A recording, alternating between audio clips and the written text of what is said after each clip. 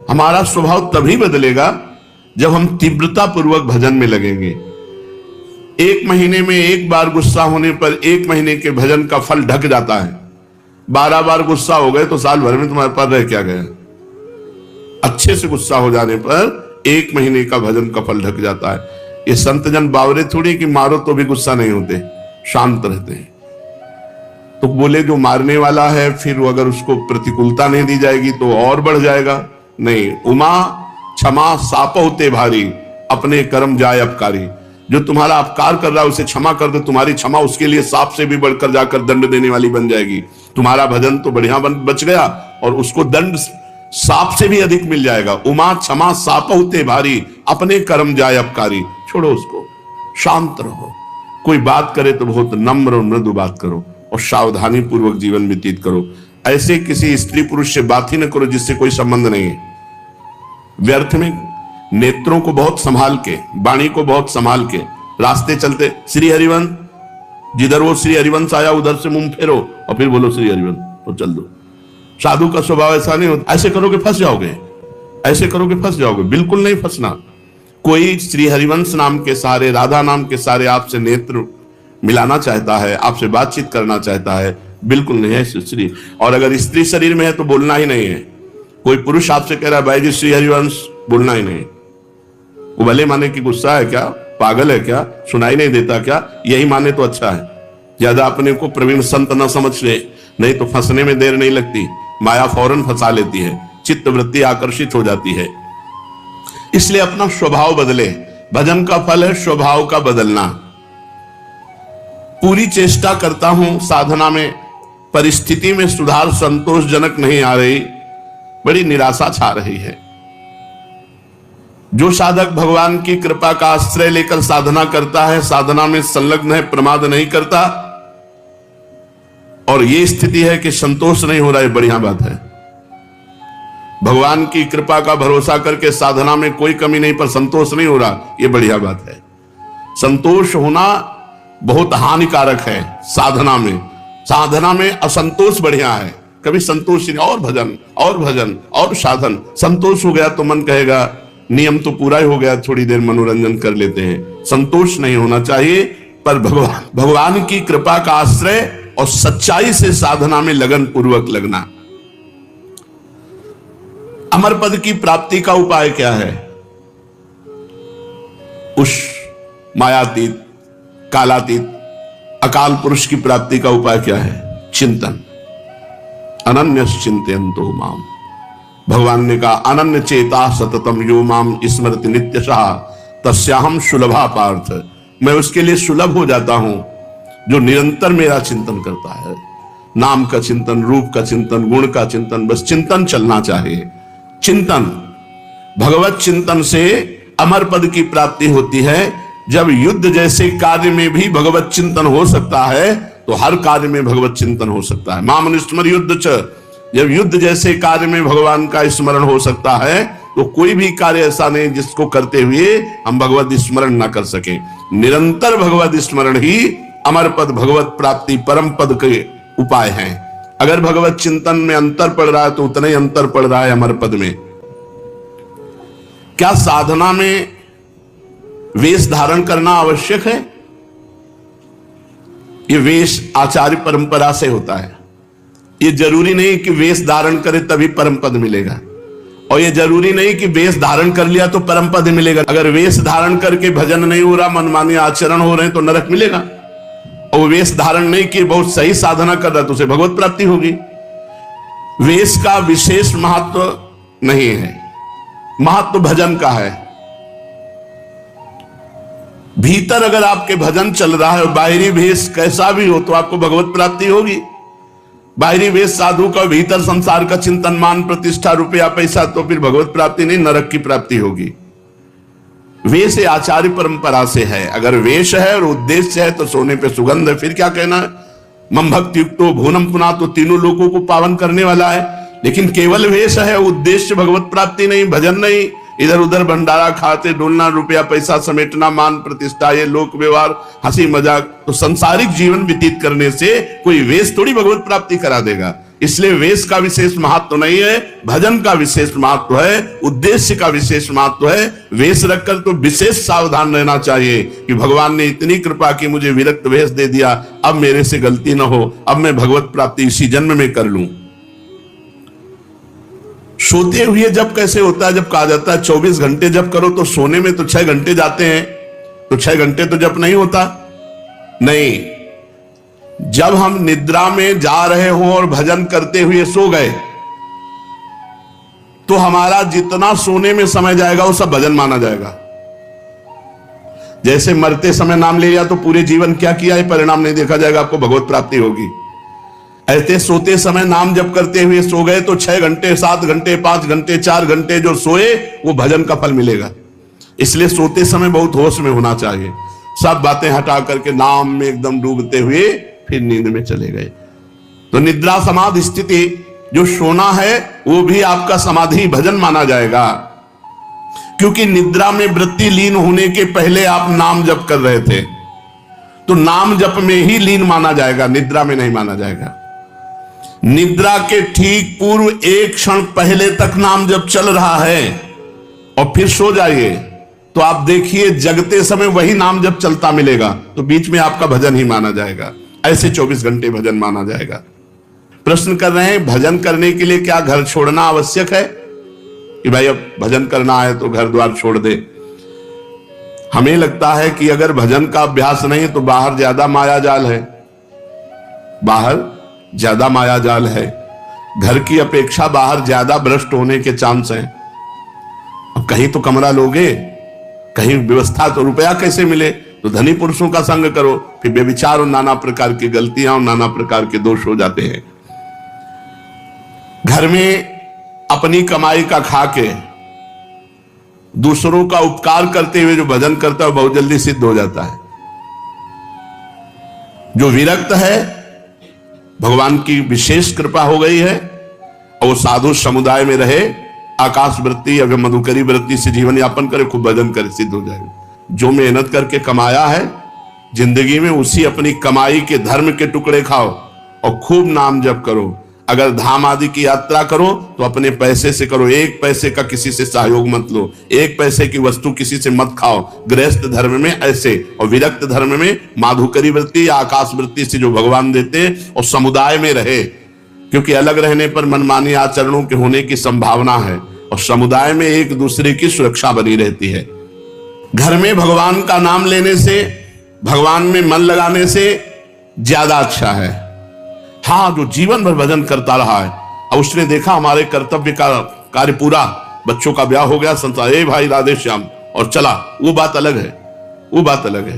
वो शास्त्र आज्ञा करता चौथेपन में विरक्त होकर के विरक्तों के बीच में रहकर भजन करे, अपने कर्तव्य का पालन हो गया, अब हम भगवान के भजन में चले।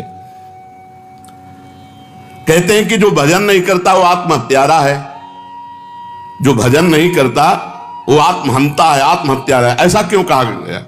बोले भगवान ने कृपा करके मनुष्य जन्म दिया है, कृपा करके सुविधा दी है कि इस जन्म में प्रमाद से हटकर भजन करके मेरी प्राप्ति कर लो, और अगर आपने नहीं की तो यह अपराध बना और आप आत्महत्यारे कह जाओगे। जो न तरह भवसागर अस समाज नर पाए, स्वत निंदक मंदमति आत्महनन गति जाए।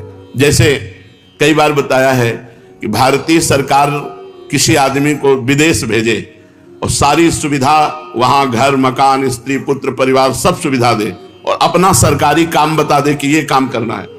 अब उसने सरकारी काम तो किया नहीं, सरकारी सुविधा का भोग करके बेटी बेटे को पढ़ाया, ब्याह किया, सब किया, सब किया, और जब भारत लौटा तो उसे पूछा गया वो कार्य, जिस कार्य के कारण आपको विदेश भेजा गया था, जिस कार्य के कारण आपको सुविधा दी गई थी, वो कार्य? बोले वो कार्य तो नहीं हुआ, तो वो दंडनीय अपराध होगा और उसे जेल मिलेगी, क्योंकि उसको उस कार्य के लिए सारी सुविधाएं दी गई थी। तो भगवान ने मृत्यु लोक में मनुष्य रूप में हमें भेजा भारत में, किस लिए? जाओ साधन धाम मोक्ष कर द्वारा, साधना करो और अपने जीवन को मुक्त अवस्था में लाओ, भगवत प्राप्ति कर लो। तो लड़का पत्नी परिवार सबका पालन पोषण किया, खूब सब कुछ किया, लेकिन प्रधान सरकारी कार्य भजन करके भगवत प्राप्ति ये नहीं किया, तो आपको जो गति आत्महत्यारे की होती है वही दुर्गति आपकी होगी। हम आपसे और समझना चाहते हैं। कुछ ऐसा कहा जाता है कि अगर राम के साथ सीता की उपासना न करे और कृष्ण के साथ राधाजू की उपासना न करे तो नरकगामी होते हैं, ऐसा सुना है? नहीं, शास्त्रों में जो वर्णन है उसको समझना है। भगवान श्री राम या भगवान श्री कृष्ण का जब आप पूजन करते हैं तो उसी में शक्ति विराजमान है, वो अकेले कभी रह नहीं सकते। शक्तिमान शक्ति में ही विराजमान है, शक्ति शक्तिमान में ही विराजमान है, दोनों अभेद हैं। शक्ति और शक्तिमान कभी अलग हो ही नहीं सकते हैं। इसीलिए भगवान शिव ने अर्धनारीश्वर करके दिखाया, इसीलिए हमारे प्रिया प्रीतम मिलित रूप दिखाए। रूप बेली प्यारी बनी सुप्रीतम प्रेम तमाल, दो मन मिली एक भय श्री राधा वल्लभ लाल। दोनों प्रिया प्रीतम मिलित रूप हैं। यदि रामकृष्ण के उपासकों को नरक जाना पड़े तब तो धोखा ही धोखा हो गया। ऐसा जो कोई वर्णन करता तो धोखा ही हो गया। विवेक पूर्वक यहां उपासना करने की भावना है कि जब हम राम जी का उपासन कर रहे हैं तो उसमें सिया जी भी विराजमान है, जब कृष्ण जी की उपासना कर रहे हैं तो उनमें राधाजू भी विराजमान है। वस्तुतः एक की हो ही नहीं सकती, क्योंकि अकेले कभी रहते ही नहीं। शक्तिमान में तो शक्ति विराजमान है, तभी तो, बिना शक्ति के कुछ है ही नहीं। तो जब हम राम जी की पूजा कर रहे हैं तो उनकी शक्ति की भी पूजा हो रही, सिया जी साथ है। जब श्याम जी की पूजा कर रहे हैं तो राधाजू साथ है। तो शक्तिमान को छोड़कर शक्ति की अलग उपासना कर ही नहीं सकता कोई। दोनों पृथक हैं ही नहीं, दोनों पृथक दिखते हुए भी अभिन्न हैं। जैसे श्री हरिवंश सुरीत सुनाऊं, श्यामा श्याम एक संगाऊं, छिन एक कबौन अंतर हुई, प्राण सु एक देह है दोई। प्राण सु एक देह है दोई, देह दो है और प्राण एक है, मन एक है, रुचि एक है, स्वभाव एक है, वैसे एक है। जो मनुष्य इनको भिन्न भिन्न मानकर पूजा करता है उसको मान सकते हैं, जो अंतराय रखता है। लेकिन भगवान की पूजा करने वाला कभी नरक कैसे जा सकता है? एक बात आपसे पूछते हैं कि भजन जब अनुकूल परिस्थिति होती है तो खूब होता है, और जब प्रतिकूल परिस्थिति आ जाती है तो भजन नहीं होता है। बड़ी समस्या है। भजन अमुक परिस्थिति में होता है, वो भजन ही क्या। भजन का अभ्यास परिस्थिति से नहीं, परिस्थिति से ऊपर उठ के हर परिस्थिति में भजन। बड़ी कृपा रही, भूखे रहकर भजन, खा के भजन, सर्दी में भजन, ओढ़ के भजन, गर्मी में भजन, एसी में भजन, हर परिस्थिति में भजन हमारा होना चाहिए। ये देख लो, ये आहा राधा राधा राधा, और जब गर्मी पड़े वो बड़ी गर्मी है, ऐसा नहीं। गर्मी है तो राधा राधा, और एसी है तो राधा राधा, भूखे हैं तो राधा राधा, छके हैं तो राधा राधा। वो भजन ही क्या जो परिस्थिति में हो, अनुकूल परिस्थिति मिली भजन हो गई, और भूखे हैं तो भोजन का चिंतन हो रहा है। नहीं, ये अपने को कसना चाहिए। एक आध दिन भूखे रखकर भजन में करना चाहिए कि देखें हमारा भूख में भजन होता है कि नहीं।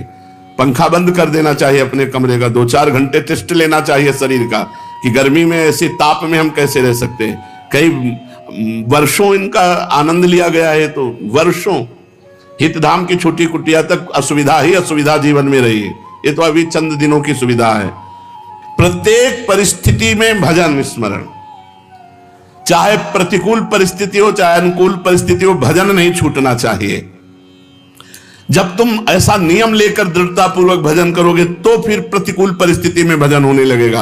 अखंड भजन उसी को कहलाता है, वही कर सकता है जो हर परिस्थिति में भजन करता है। साधक के जीवन में कभी कभी दुर्भाग्य का भी अवसर आता है। वो अपने को हे समझने लगता है। जब जगत उसका अपमान करे, संसार उसकी निंदा करे, कोई उसको पूछे ना, तो उसे प्रसन्न होना चाहिए, यह भगवान के मिलन की बात आ रही है। सम्मान, अनुकूलता, सुख ये भगवान से अलग करते हैं। अपमान, प्रतिकूलता, दुख ये भगवान के सम्मुख करते हैं।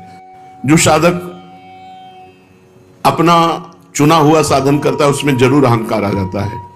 मैं व्रतशील, मैं मौनी, मैं तपस्वी, मैं, फिर उसको गिरना पड़ेगा। ये माया बड़ी बलवती है।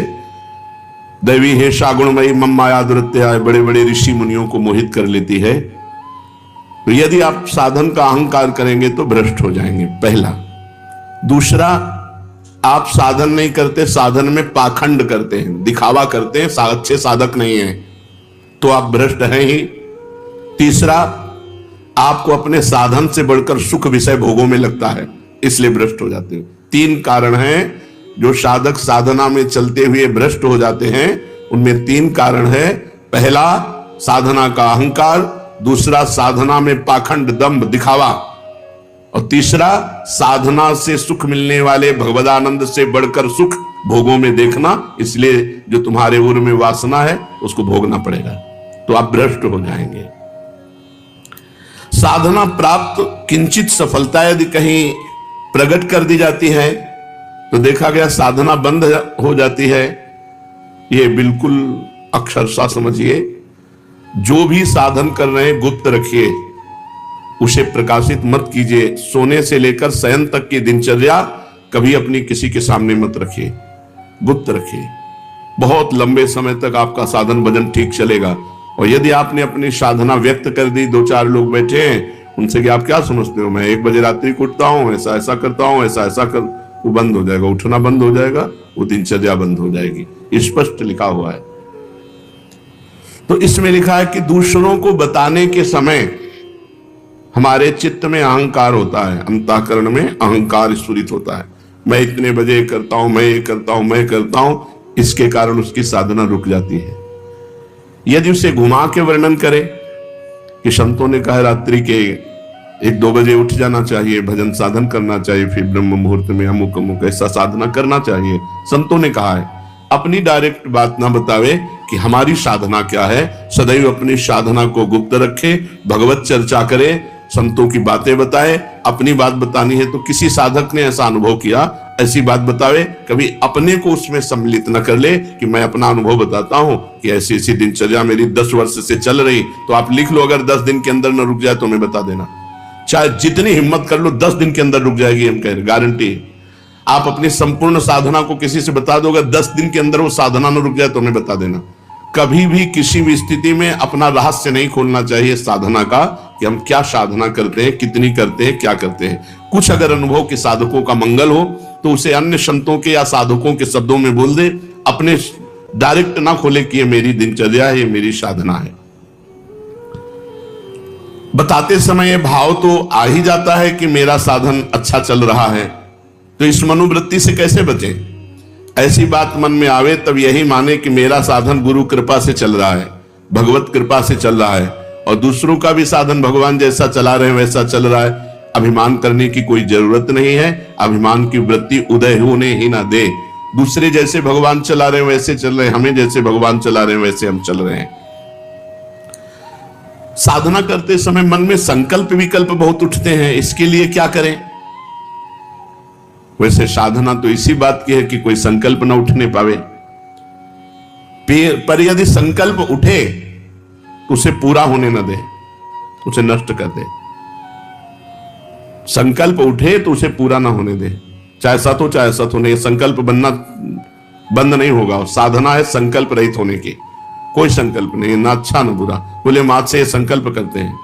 आज से क्या संकल्प करते हैं? हमारा तो जीवन भर का संकल्प है कि भगवान का नाम न छूटे, बस उसी में। अभी तक नहीं पूरा हो पाया संकल्प, तो और संकल्प बना के क्या करें। भगवान का साक्षात्कार करना है, अभी तक नहीं पूरा हो पाया, तो और संकल्प बना के क्या करें। ये जो छोटे छोटे संकल्प उठते हैं, ये करना है, ये देखना है, ये सुनना है, ये भोगना है, इनको नष्ट कर दे। कैसे नष्ट होते हैं? नाम जप करते हुए इनकी उपेक्षा कर दे तो अपने आप ही नष्ट हो जाते हैं। नाम जप बंद ना हो और आप लगाव ना रखें जो अंदर मन संकल्प विकल्प दे रहा है, तो वो नष्ट हो जाएंगे। अगर परमार्थिक शुभ संकल्प कोई हो तो उसे आदर दे दो, नहीं तो परमार्थिक व्यवहारिक दोनों खत्म। बिना संकल्प के चलने दो। संकल्प रहित साधना ही भगवान की प्राप्ति का है। कोई संकल्प नहीं, कोई संकल्प विकल्प नहीं। इतना जपना ये भी संकल्प नहीं, निरंतर जपना है ये संकल्प। हमारे जीवन का लक्ष्य है एक भी श्वास खाली ना जाए, एक भी मिनट व्यर्थ ना जाए। पूछत रीति भभूकत धावत, श्री सेवक जी महाराज लिखे। नहीं, कैसे बदले? भजन का तीव्र अभ्यास। भजन से जब हृदय शीतल हो जाता है तो कोई गाली भी देता है तो उत्तर देने का मन नहीं होता। कोई गुस्सा भी दिलाता है तो इतनी शीतलता कि गुस्सा ही नहीं आती। भजन का तीव्र अभ्यास और भगवान से कृपा याचना करना कि हमारा स्वभाव बदल दो। सेवक जी कह रहे हैं, या जो पर्यो मोहि सहज स्वभाव, से हरिवंश नाम रस चाओ,